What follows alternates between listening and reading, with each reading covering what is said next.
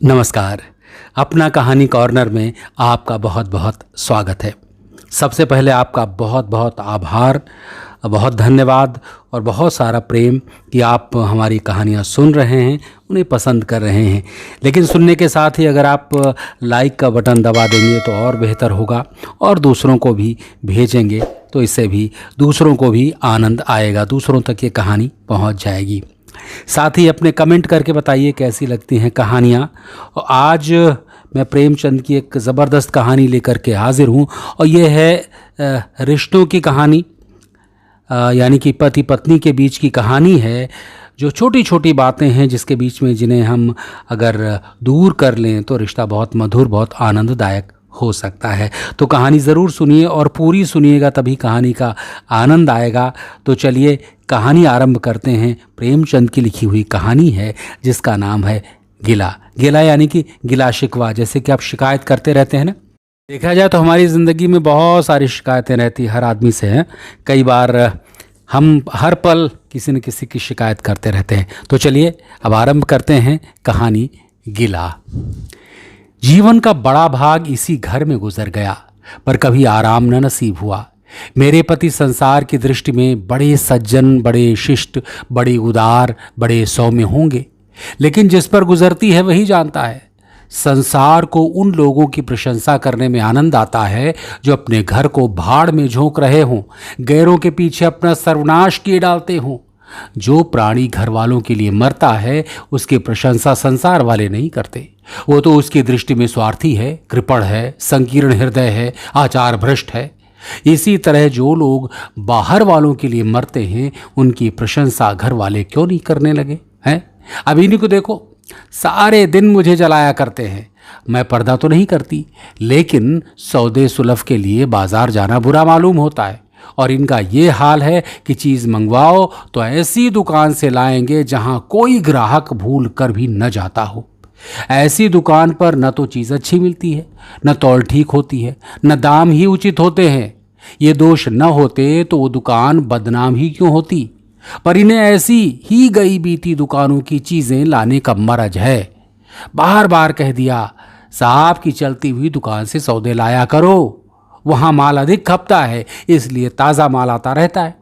पर इनकी तो टुटपुंजियों से बनती है, पर वे इन्हें उल्टे छुरे से मुड़ते हैं।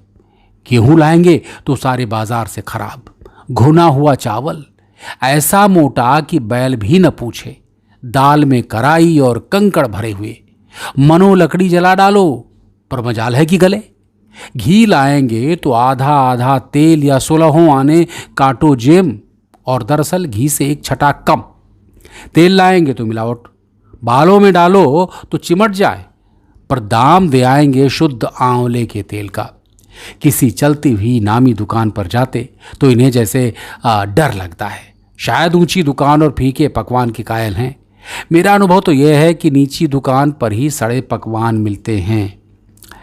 अब एक दिन की बात हो तो बर्दाश्त कर ली जाए, रोज रोज का टंटा नहीं सहा जाता। अरे मैं पूछती हूँ, आखिर आप टुटपुंजियों की दुकान पर जाते ही क्यों हो? क्या उनके पालन पोषण का ठेका तुम ही ने लिया है? आप फरमाते हैं कि मुझे देखकर सबके सब बुलाने लगते हैं। वाह, क्या कहना है? कितनी दूर की बात कही है। जरा इन्हें बुला लिया और खुशामद के 2 शब्द सुना दिए, थोड़ी सी स्तुति कर दी, बस आपका मिजाज आसमान पर जा पहुंचा। फिर इन्हें सुधि नहीं रहती कि ये कूड़ा करकट बांध रहा है क्या है। पूछती हूँ, तुम रास्ते से जाते ही क्यों हो? क्यों किसी दूसरे रास्ते से नहीं जाते? अरे ऐसे उठाए गिरों को मुंह से क्यों लगाते हो? इसका कोई जवाब नहीं है। एक चुप 100 बाधाओं को हराती है। अब एक बार एक गहना बनवाने को दिया। मैं तो महाशय को जानती थी, इनसे कुछ पूछना व्यर्थ समझा। अपने पहचान के सुनार को बुला रही थी। संयोग से आप भी विराजमान थे। बोले, ये संप्रदाय विश्वास के योग्य नहीं है, धोखा खाओगी। मैं एक सुनार को जानता हूँ, मेरे साथ का पढ़ा हुआ है, बरसों साथ साथ खेले हैं, वो मेरे साथ चालबाजी नहीं कर सकता। मैंने भी समझा जब इनका मित्र है और वो भी बचपन का, तो कहाँ तक दोस्ती का हक न निभाएगा। सोने का एक आभूषण और 100 रुपये इनके हवाले कर दिए। इस भले मानुस ने वो आभूषण और रुपए न जाने किस बेईमान को दे दिए कि बरसों के झंझट के बाद जब चीज बनकर आई तो 8 आने तांबा और इतनी भद्दी कि देखकर घिन लगती थी। बरसों की अभिलाषा धूल में मिल गई, रो पीट कर बैठी रही। ऐसे ऐसे वफादार तो इनके मित्र हैं जिन्हें मित्र की गर्दन पर छुरी फेरने पर भी संकोच नहीं है। इनकी दोस्ती भी उन्हीं लोगों से है जो जमाने भर के जट्टू, गिरह कट, लंगोटी में फाक खेलने वाले फाके मस्त हैं, जिनका उद्यम ही इन जैसे आंख के अंधों से दोस्ती गांठना है। नित्य ही एक न एक महाशय उधार मांगने के लिए सिर पर सवार रहते हैं और बिना लिए गला नहीं छोड़ते, मगर ऐसा कभी न हुआ कि किसी ने रुपए चुकाए हों। आदमी एक बार खोकर सीखता है, 2 बार खोकर सीखता है, किंतु ये भले मानस 1000 बार खोकर भी नहीं सीखते। जब कहती हूँ रुपए तो दे आए, अब मांग क्यों नहीं लाते? क्या मर गए तुम्हारे वो दोस्त जो बस बगले झांकते रह जाते हैं? आपसे मित्रों को सूखा जवाब नहीं दिया जाता। खैर, सूखा जवाब ना दो तो मैं भी नहीं कहती कि दोस्तों से बेब्रवती करो, मगर चिकनी चुपड़ी बातें तो बना सकते हो, बहाने तो कर सकते हो। किसी मित्र ने रुपए मांगे और आपके सिर पर बोझ पड़ा, बेचारे कैसे इनकार करें हैं? आखिर लोग जान जाएंगे कि नहीं कि ये महाशय भी खुक्कल ही हैं। इनकी हविष यह है कि दुनिया इन्हें संपन्न समझती रहे, चाहे मेरे गहने ही क्यों न गिरवी रखने पड़े। सच कहती हूँ, कभी कभी तो एक एक पैसे की तंगी हो जाती है और इन भले आदमी को रुपए जैसे घर में काटते हैं। जब तक रुपए के वारे न्यारे न कर ले इन्हें चैन नहीं। और इन भले आदमी को हैं कहा ना कि रुपए जैसे काटते हैं, इन्हें चैन नहीं है। इनकी करतूत कहाँ तक गाऊं, मेरी तो नाक में दम आ गया। एक न एक मेहमान रोज यमराज की भांति सिर पर सवार रहते, न जाने कहाँ के भी फिक्रे इनके मित्र हैं। कोई कहीं से आकर मरता है, कोई कहीं से। अरे घर क्या है, अपाहिजों का अड्डा है, जरा सा तो घर है। मुश्किल से 2 पलंग, ओढ़ना बिछौना भी फालतू नहीं। मगर आप हैं कि मित्रों को निमंत्रण देने को तैयार। आप तो अतिथि के साथ लेटेंगे, इसलिए इन्हें चरपाई भी चाहिए, ओढ़ना बिछौना भी चाहिए, नहीं तो घर का पर्दा खुला जाए। अरे जाता है मेरे बच्चों के सिर। गर्मियों में तो खैर कोई मुजायका नहीं, लेकिन जाड़ों में तो ईश्वर की याद आते हैं। गर्मियों में भी खुली छत पर तो मेहमानों का अधिकार हो जाता है। अब मैं बच्चों को लिए पिंजड़े में पड़ी फड़फड़ाया करूं? इन्हें इतनी समझ भी नहीं कि जब घर की यह दशा है तो क्यों ऐसों को मेहमान बनाएं जिनके पास कपड़े लत्ते तक नहीं। ईश्वर की दया से इनके सभी मित्र इसी श्रेणी के हैं। एक भी ऐसा माई का लाल नहीं है जो समय पड़ने पर धेले से भी इनकी मदद कर सके। 2-1 बार महाशय को इसका अनुभव, अत्यंत कटु अनुभव हुआ है, मगर इस जड़ भारत ने जैसे आंखें न खोलने की कसम खा ली है। ऐसे ही दरिद्र भट्टाचार्यों से इनकी पटती भी है। शहर में इतने लक्ष्मी के पुत्र हैं पर आपका किसी से परिचय नहीं है। उनके पास जाते इनकी आत्मा दुखती है। दोस्ती गांठेंगे ऐसों से जिनके घर में खाने का ठिकाना नहीं। एक बार हमारा कहार छोड़कर चला गया और कई दिन कोई दूसरा कहार न मिला। किसी चतुर और कुशल कहार की तलाश में थी, किंतु आपको जल्द से जल्द कोई आदमी रख लेने की धुन सवार हो गई। घर के सारे काम पूर्ववत चल रहे थे, पर आपको मालूम हो रहा था कि गाड़ी रुकी हुई है। मेरा जूठे बर्तन मांजना और अपना साग भाजी के लिए बाजार जाना इनके लिए असह्य हो उठा। एक दिन जाने कहां से एक बांगड़ू को पकड़ लाए। उसकी सूरत कहे देती हूं कि बिल्कुल जांगलू, मगर आपने उसका ऐसा बखान किया कि क्या कहूं। बड़ा होशियार है, बड़ा आज्ञाकारी है, परले सिरे का मेहनती है, गजब का सलीकेदार है और बहुत ईमानदार है। खैर, मैंने उसे रख लिया। मैं बार बार क्यों इनकी बातों में आ जाती हूं, इसका स्वयं मुझे आश्चर्य है। ये आदमी केवल रूप से आदमी था, आदमियत के और कोई लक्षण उसमें न थे। किसी काम की तमीज नहीं। हाँ, बेईमान न था, पर गधा अव्वल दर्जे का। बेईमान होता तो कम से कम इसकी तस्कीन होती कि खुद खा जाता है, अभागा दुकानदारों के हाथों लुट जाता था। 10 तक की गिनती उसे ना आती थी। 1 रुपया देकर बाजार भेजूं तो संध्या तक हिसाब न समझा सके। क्रोध पी पी कर रह जाती थी। रक्त खौलने लगता था कि दुष्ट के कान उखाड़ लूं, मगर इन महाशय को उसे कभी कुछ कहते नहीं देखा। डांटा तो दूर की बात है, आप नहा धोकर धोती छांट रहे हैं और वो दूर बैठा तमाशा देख रहा है। मैं तो बचा खून पी जाती उसका, लेकिन इन्हें जरा भी गम नहीं। जब मेरे डांटने पर धोती छांटने जाता भी तो आप उसे समीप न आने देते, बस उसके दोषों को गुण बनाकर दिखाया करते, और इस प्रयास में सफल न होते तो दोषों का पर्दा डाल देते थे। मूर्ख को झाड़ू लगाने की तमीज न थी। मर्दाना कमरा ही तो सारे घर में ढंग का कमरा है, उसमें झाड़ू लगाता तो इधर की चीज उधर, ऊपर की नीचे, मानो कमरे में भूकंप आ गया हो। और गर्द का ये हाल कि सांस लेना कठिन। पर आप महाशय हैं जहाँ शांतिपूर्वक कमरे में बैठे हैं, जैसे कोई बात ही नहीं। एक दिन मैंने उसे खूब डांटा, कल से ठीक ठीक झाड़ू न लगाई तो कान पकड़कर निकाल दूंगी, समझे तुम। सवेरे सोकर उठी तो देखती हूँ कमरे में झाड़ू लगी हुई है और हर एक चीज करीने से रखी हुई है, गर्द गुबार का नाम नहीं। मैं चकित होकर देखने लगी तो आप हंसकर बोले, देखती क्या हो, आज घूरे ने बड़े सवेरे उठकर झाड़ू लगाई है। मैंने समझा दिया, तुम ढंग से तो बताती नहीं, उल्टे डांटने लगती हो। मैंने समझा। खैर, दुष्ट ने कम से कम एक काम तो सलीके से किया। अब रोज कमरा साफ सुथरा मिलता। घूरे मेरी दृष्टि में विश्वासी बनने लगा। संयोग की बात कि एक दिन मैं जरा मामूल से सवेरे उठ बैठी और कमरे में आई तो क्या देखती हूं कि घूरे द्वार पर खड़ा है और आप महाशय, हमारे पतिदेव, तन मन से कमरे में झाड़ू लगा रहे हैं। मेरी आंखों में खून उतर आया। उनके हाथ से झाड़ू छीनकर घूरे के सिर पर जमा दी। हरामखोर को उसी दम निकालकर बाहर किया। आप फरमाने लगे, उसका महीना तो चुका दो। वाहरी समझ वाहरी, एक तो काम न करे, उस पर आंखें दिखाए, उस पर पूरी मजूरी भी चुका दूं हैं। मैंने एक कौड़ी भी ना दी। एक कुर्ता दिया था वो भी छीन लिया। इस पर जड़ भरत महाशय मुझसे कई दिन रूठे रहे, घर छोड़कर भागे जाते थे। बड़ी मुश्किलों से रुके। ऐसे ऐसे भोंदू भी संसार में पड़े हुए हैं। मैं न होती तो शायद अब तक इन्हें किसी ने बाजार में बेच दिया होता। अब एक दिन मेहतर ने उतारे कपड़ों का सवाल किया। इस बेकारी के ज़माने में फालतू कपड़े तो शायद पुलिस वालों या रईसों के घर में हों। मेरे घर में तो ज़रूरी कपड़े भी काफ़ी नहीं।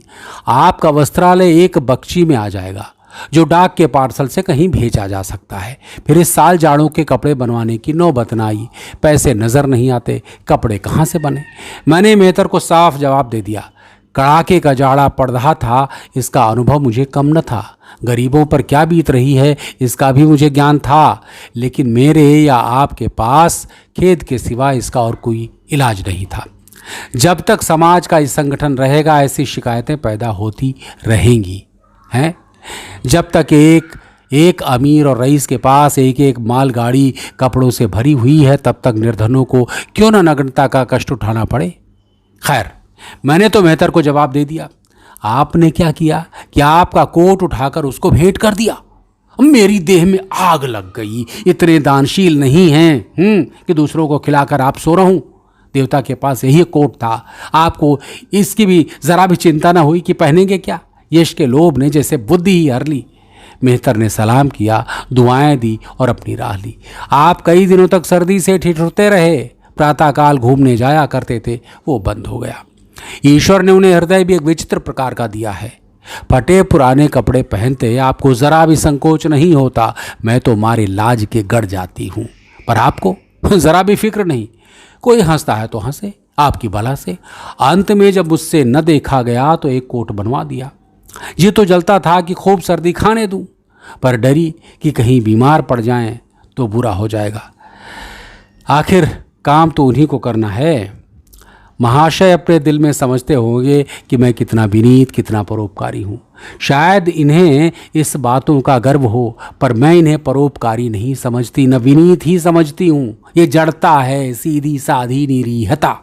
जिस मेहतर को आपने अपना कोट दिया, उसे मैंने कई बार रात को शराब के नशे में मस्त झूमता हुआ देखा है और आपको दिखा भी दिया है। फिर दूसरों के विवेकहीनता की पुरौती हम क्यों करें?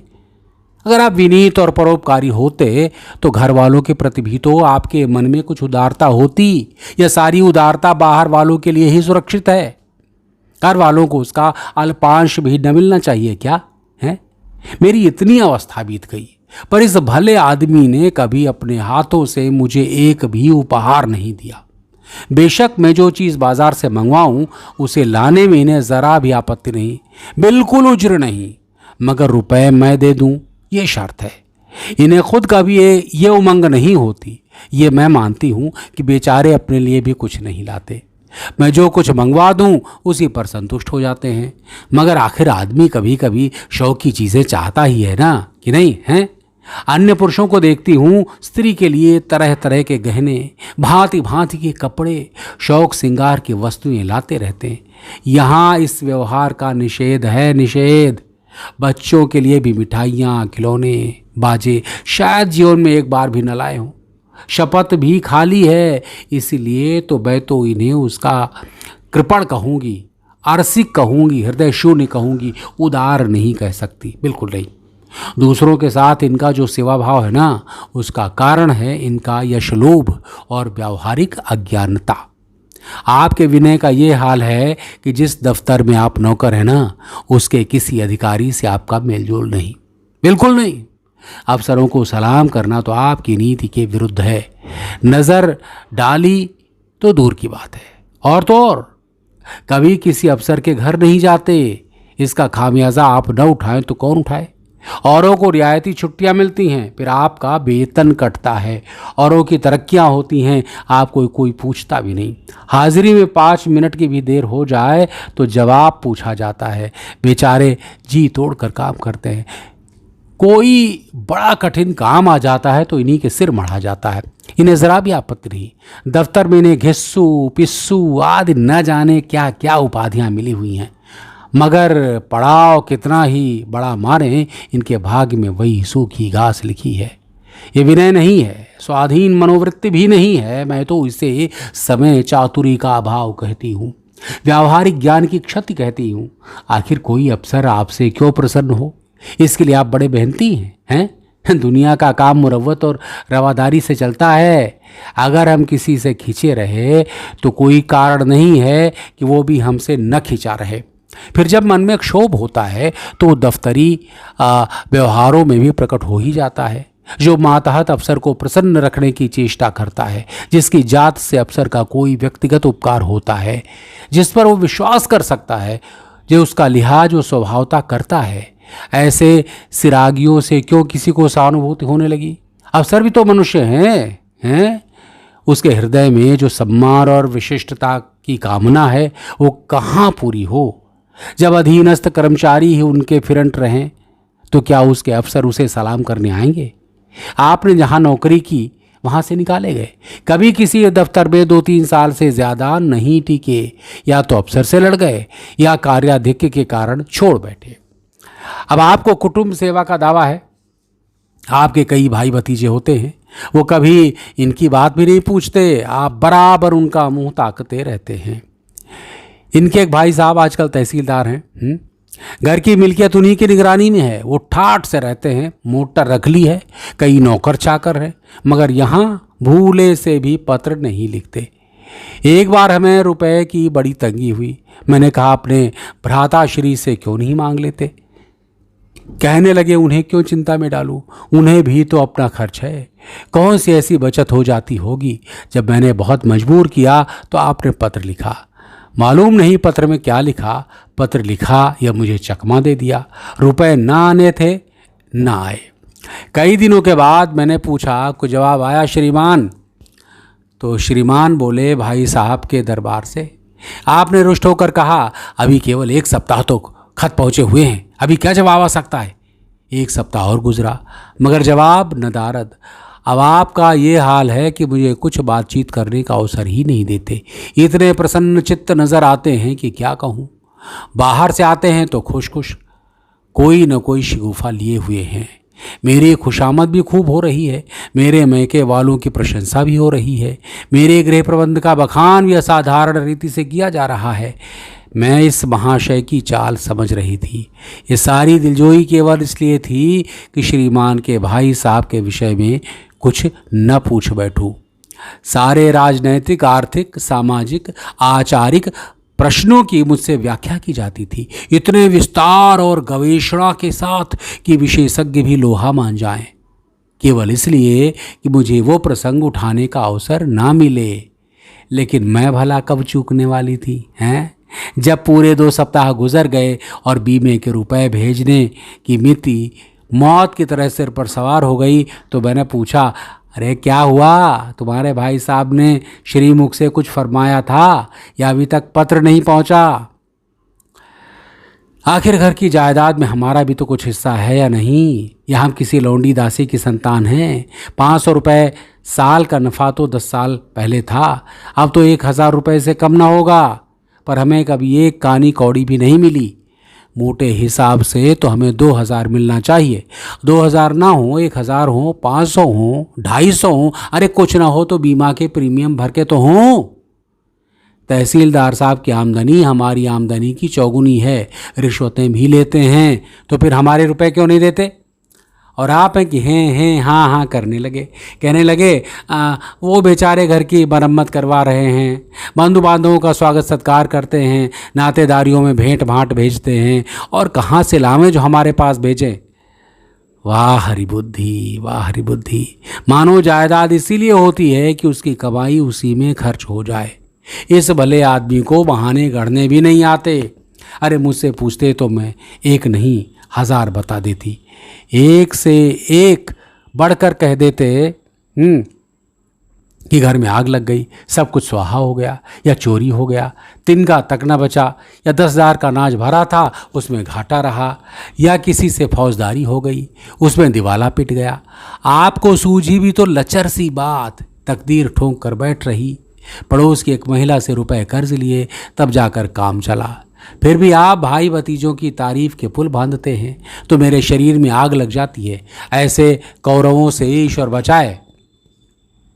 ईश्वर की दया से आपके 2 बच्चे हैं, 2 बच्चियां भी हैं। ईश्वर की दया कहूँ या कोप कहूँ, सब के सब उद्यमी हो गए हैं, खुदा की पनाह। मगर क्या मजाल है कि अब भोंदू किसी को कड़ी आंखों से देखे। रात के 8 बज गए हैं, युवराज अभी घूम कर नहीं आए हैं। मैं घबरा रही हूँ और आप हैं कि निश्चिंत बैठे अखबार पढ़ रहे हैं। झल्लाती हुई जाती हूँ और अखबार छीन कर कहती हूँ, अरे जाकर जरा देखते क्यों नहीं, लौंडा कहाँ रह गया है? न जाने तुम्हारा हृदय कितना कठोर है।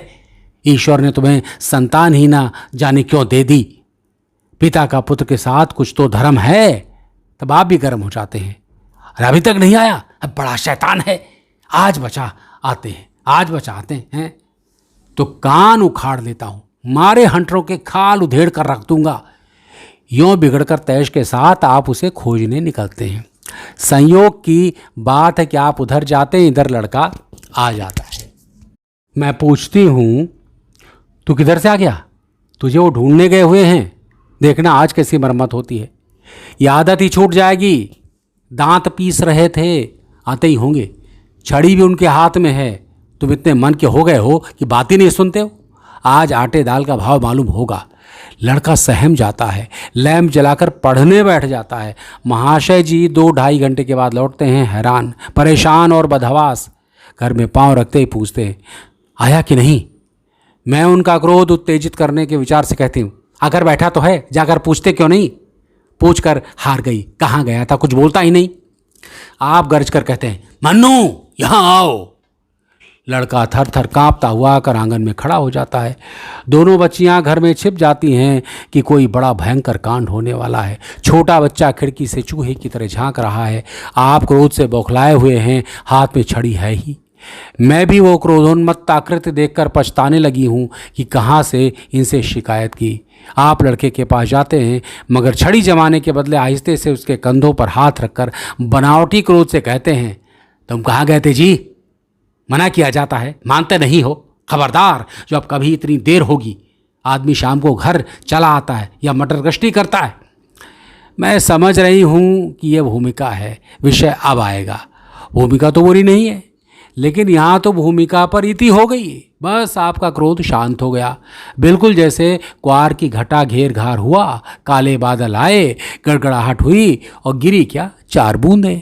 लड़का अपने कमरे में चला जाता है, शायद खुशी से नाचने लगता है। मैं पराभूत होकर कहती हूँ, तुम तो जैसे डर गए, भला 2-4 तमाचे तो लगाए होते, इसी तरह तो लड़के शेर हो जाते हैं।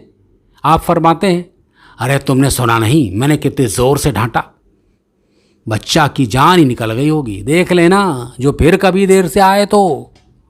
अरे तुमने डांटा तो नहीं? हाँ, आंसू पोंछ दिए। अरे तुमने मेरी डांट सुनी नहीं?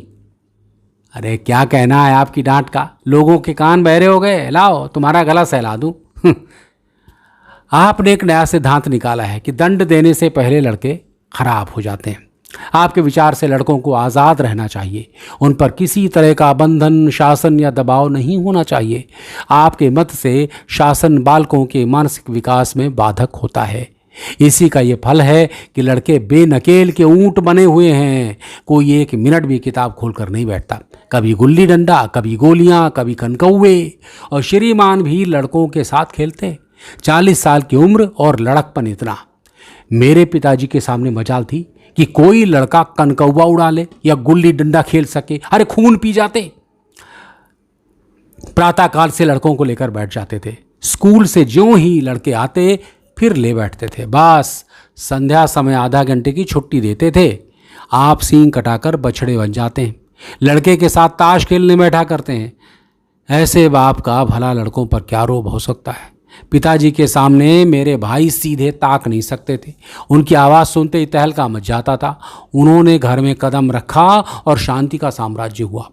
उनके सम्मुख जाते लड़कों के प्राण सूखते थे। उसी शासन की ये बरकत है कि सभी लड़के अच्छे अच्छे पदों पर पहुंच गए। हाँ, स्वास्थ्य किसी का अच्छा नहीं है तो पिताजी ही का स्वास्थ्य कौन बड़ा अच्छा था। बेचारे हमेशा किसी न किसी औषधि का सेवन करते रहते थे। और क्या कहूँ, एक दिन तो हद ही हो गई। श्रीमान जी लड़कों को कनकौवा उड़ाने की शिक्षा दे रहे थे। यों घुमाओ, यों गोता दो, यों खींचो, यों ढील दो। ऐसा तन मन से सिखा रहे थे मानो गुरु मंत्र दे रहे हों। उस दिन मैंने इनकी ऐसी खबर ली कि याद करते होंगे। तुम कौन होते हो मेरे बच्चों को बिगाड़ने वाले हैं? तुम्हें घर से कोई मतलब नहीं है ना हो, लेकिन आप मेरे बच्चों को खराब न कीजिए, बुरी बुरी आदतें नहीं सिखाइए। आप उन्हें सुधार नहीं सकते तो कम से कम बिगाड़िए मत। लगे बगले झाके। मैं चाहती हूँ एक बार ये भी गर्म पड़े तो अपना चंडी रूप दिखाऊं, पर ये इतनी जल्द दब जाते हैं कि मैं हार जाती हूँ। पिताजी किसी लड़के को मेले तमाशे न ले जाते थे। लड़का सिर पटक कर मर जाए मगर ज़रा भी न पसीजते थे। और इन महात्मा जी का ये हाल है कि एक एक से पूछ कर मेले ले जाते हैं। चलो चलो, वहाँ बड़ी बहार है, खूब आतिशबाजियाँ छूटेंगी, गुब्बारे उड़ेंगे, बिलाती चरखियाँ भी हैं, उन पर मज़े से बैठना। और तो और आप लड़कों को हॉकी खेलने से भी नहीं रोकते। ये अंग्रेजी खेल भी कितने जानलेवा होते हैं। क्रिकेट, फुटबॉल, हॉकी एक से एक घातक। गेंद लग जाए तो जान लेकर ही छोड़े। पर आपको इन सभी खेलों से प्रेम है। कोई लड़का मैच में जीत कर आ जाता है तो ऐसे फूल उठते हैं मानो किला जीत कर आया हो। आपको इसकी ज़रा भी परवाह नहीं कि चोट चपेट आ गई तो क्या होगा, हाथ पांव टूट गए तो बेचारे की ज़िंदगी कैसे पार लगेगी। पिछले साल कन्या का विवाह था। आपको जिद थी कि दहेज के नाम कौड़ी भी ना देंगे, चाहे कन्या जीवन कुंवारी बैठी रहे। यहाँ भी आपका आदर्श वादा कूदा। समाज के नेताओं का छल प्रपंच आए दिन देखते रहते हैं, फिर भी आपकी आंखें नहीं खुलती। जब तक समाज की ये व्यवस्था कायम है और युवती कन्या का अविवाहित रहना निदास्पंद है, तब तक ये प्रथा मिटने की नहीं। 2-4 ऐसे व्यक्ति भले ही निकल आवें जो दहेज के लिए हाथ न फैलावें, लेकिन इसका परिस्थिति पर कोई असर नहीं पड़ता और कुप्रथा ज्यों की त्यों बनी हुई है। पैसों की तो कमी नहीं है, दहेज की बुराइयों पर लेक्चर दे सकते हैं, लेकिन मिलते हुए दहेज को छोड़ देने वाला मैंने आज तक नहीं देखा। जब लड़कों की तरह लड़कियों की शिक्षा और जीविका की सुविधाएं निकल आएंगी तो ये प्रथा विविधा हो जाएगी। उसके पहले संभव नहीं है। मैंने जहाँ जहाँ दहेज संदेश भेजा, दहेज का प्रश्न उठ खड़ा हुआ और आपने प्रत्येक अवसर पर टांग अड़ाई। अब इस तरह पूरा साल गुजर गया और कन्या को 17वां लग गया। तो मैंने एक जगह बात पक्की कर ली, आपने भी स्वीकार कर लिया, क्योंकि वर पक्ष ने लेन देन का प्रश्न उठाया ही नहीं।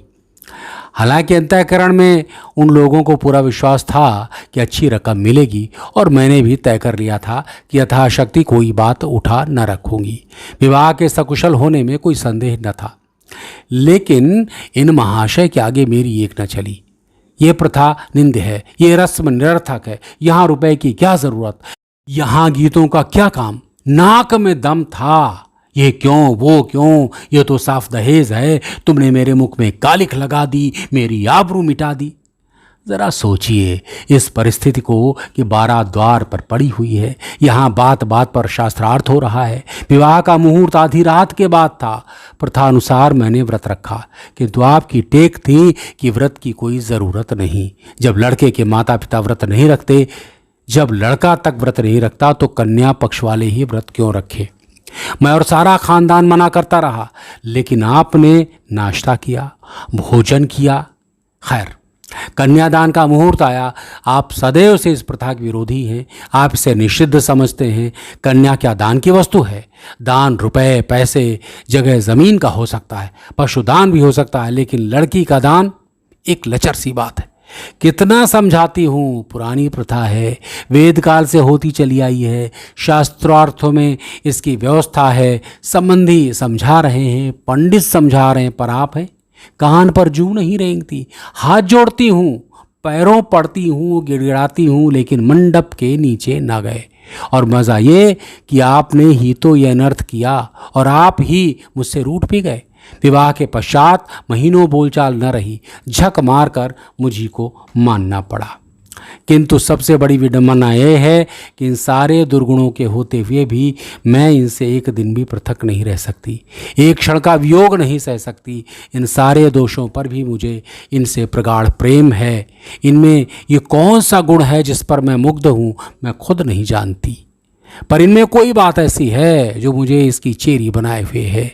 वो ज़रा मामूली सी देर में घर आते हैं तो प्राण नहों में समा जाते हैं। आज यदि विधाता इनके बदले मुझे कोई विद्या और बुद्धि का पुतला, रूप और धन का देवता भी दे, तो मैं उसकी ओर आँख उठा कर न देखूं। ये धर्म की बेड़ी नहीं है, कदापि नहीं। प्रथागत पतिव्रत भी नहीं है, बल्कि हम दोनों की प्रकृति में कुछ ऐसी क्षमताएं, कुछ व्यवस्थाएं उत्पन्न हो गई हैं, मानो किसी मशीन के एकल पुर्जे घिस घिसाकर फिट हो गए हों, और एक पुर्जे की जगह दूसरा पुर्जा काम न दे सके, चाहे वो पहले से कितना ही सुडौल, नया और सुदृढ़ क्यों न हो।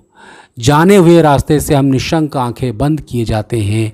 उनके ऊंच नीच, मोड़ और घुमाव सब हमारी आंखों में समाये हुए हैं। अनजान रास्ते पर चलना कितना कष्टप्रद होगा। शायद आज मैं इनके दोषों को गुणों से बदलने पर भी तैयार न होंगी। तो ये थी कहानी गिला। इतनी गिला, इतनी शिकवा, इतनी शिकायतें होते हुए भी देखिए रिश्ता ज़बरदस्त है, ज़ोरदार है। पति पत्नी बिल्कुल जमे हुए हैं, कोई झगड़ा लड़ाई नहीं है, बस शिकायतें हैं एक दूसरे से, है ना। तो ऐसी शिकायतें, ऐसे शिकवे बने रहने चाहिए, लेकिन बड़ी शिकायत यानी कि कुछ उसमें झगड़ा लड़ाई नहीं होना चाहिए। तो ये थी कहानी। आपको कैसी लगी प्लीज़ बताइए, कुछ कमेंट ज़रूर कीजिए अगर आप कहानी सुनते हैं, और लाइक भी कीजिए और दूसरों को कहानी सुनाइए। आज यहीं तक, फिर मुलाकात होगी किसी नई कहानी के साथ। तब तक अपना ख्याल रखिए। नमस्कार।